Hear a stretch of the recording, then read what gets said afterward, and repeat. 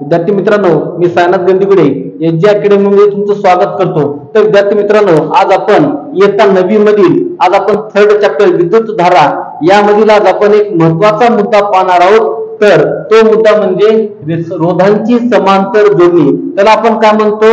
रोधांच्या समांतर जोडणीला इंग्रजीमध्ये म्हणतो रेजिस्टर्स इन द पॅरलल। आता रेजिस्टर्स इन पॅरलल मध्ये आपण अगोदर आकृतीचे निरीक्षण करू। या आकृतीमध्ये R1 R2 R3 हे काय तीन आहेत रोधक।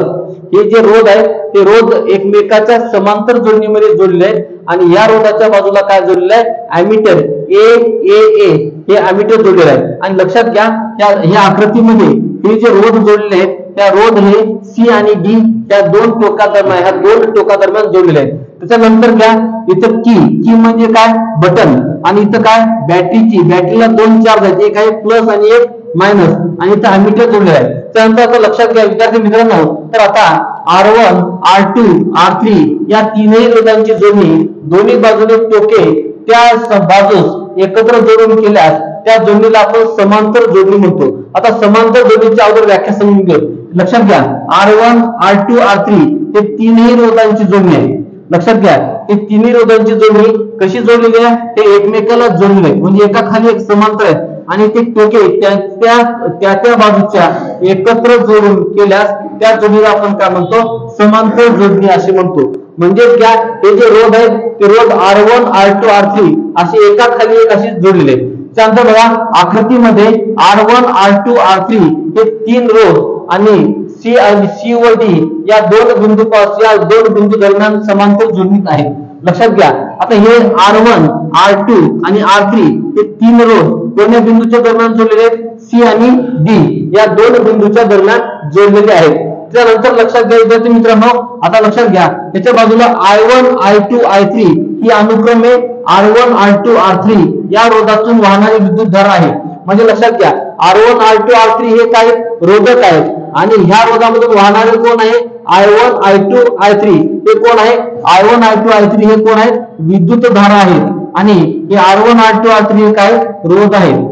त्यानंतर लक्षात घ्या आता परिपथामध्ये काय होणार आहे? आता परिपथामध्ये जी एकूण विद्युत धारा आहे त्या विद्युत धारेचं जर आपल्याला सूत्र बघायचं असेल तर काय? I I1 I2 आणि I3 म्हणजे I बरोबर I1 अधिक I2 अधिक I3 हे समीकरण नंबर 1। त्याच्यानंतर लक्षात घ्या आता समजा RP हा परिपथातील परिणामी रोध आहे आणि लक्षात घ्या RP म्हणजे काय? रेजिस्टन्स इन द पॅरलल, म्हणजे रोधामधील जे समांतर जोडणी आहे त्या समांतर जोडणीला आपण काय म्हणतो? RP असे म्हणतो। त्यानंतर लक्षात घ्या ओहमच्या नियमानुसार, आता ओहमचा नियम काय आहे? लक्षात घ्या I म्हणजे काय? विद्युत धारा, V म्हणजे काय? विभवांतर आणि RP म्हणजे काय? रेजिस्टन्स इन पॅरलल, म्हणजे आपण त्याला काय म्हणतो? रोधांची समांतर जोडणी म्हणतो। आता लक्षात घ्या तसेच I1 V भागिले R1, I2 V भागिले R2 आणि I3 काय? V भागिले R3 असं हे आहे ओहमच्या नियमानुसार तयार झालेला सूत्र। त्यानंतर लक्षात घ्या आता आपल्याला हे काय करायचं आहे? हे तिन्ही जे सूत्र आहेत I1 I2 I3 चे आपल्याला समीकरण नंबर 1 मध्ये ठेवायचं आहे। आता समीकरण नंबर 1 कोणता आहे? I1 अधिक I2 अधिक I3। आता ह्याच्यामध्ये जर आपण हे इक्वेशन जर ठेवलं तर काय करणार आहे? लक्षात घ्या V बरोबर V भागिले RP, V भागिले RP म्हणजे काय? बरोबर V भागिले R1 अधिक V भागिले R2 अधिक V भागिले R3। आता लक्षात घ्या इथं काय होणार आहे?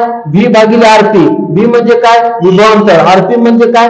रेजिस्टन्स इन पॅरलल म्हणजे रोधांची समांतर जोडणी। लक्षात घ्या V भागिले R1 V भागिले R2 V भागिले R3। त्यानंतर आता आपल्याला काय करायचं आहे? इथे VV काय होणार आहे? कटणार आहे। आता लक्षात घ्या इथे VV कटलं म्हणजे इथे उरलं काय? शेवटी 1 उरलं, म्हणजे V च्या ठिकाणी आपण काय घेतलेला आहे? 1 घेतलेला आहे। म्हणजे इथे काय आलं? 1 भागिले 1 छेद RP, 1 छेद RP बरोबर काय आलं सूत्र? 1 छेद R1 अधिक 1 छेद R2 अधिक 1 छेद R3। मग मला सांगा असेल आपण जर नंबर ऑफ पॅरलल जर आपण एक समांतर जोडणीमध्ये जर जोडत गेलं तर काय होणार आहे? n रोध समांतर जोडणीत जोडले असतील तर लक्षात घ्या कोणता फॉर्म्युला तयार होतो? म्हणजे 1 RP च्या ठिकाणी 1 भागिले RP म्हणजेच काय होणार आहे? 1 भागिले R1 अधिक 1 भागिले R2 अधिक 1 भागिले R3 plus dash dash plus 1 भागिले Rn, म्हणजेच घ्या रोधांची समांतर जोडणीचं जे सूत्र आहे किंवा रेजिस्टर्स इन पॅरललचे जे सूत्र आहे ते कसं आहे 1/Rp म्हणजे बरोबर 1/R1 अधिक 1/R2 अधिक 1/R3 अधिक dash dash plus 1/Rn. Rn म्हणजे काय नंबर ऑफ रेजिस्टर्स म्हणजे रोधांची असंख्य जोडणी. ही आहे रोधांची समांतर जोडणीचा व्हिडिओ.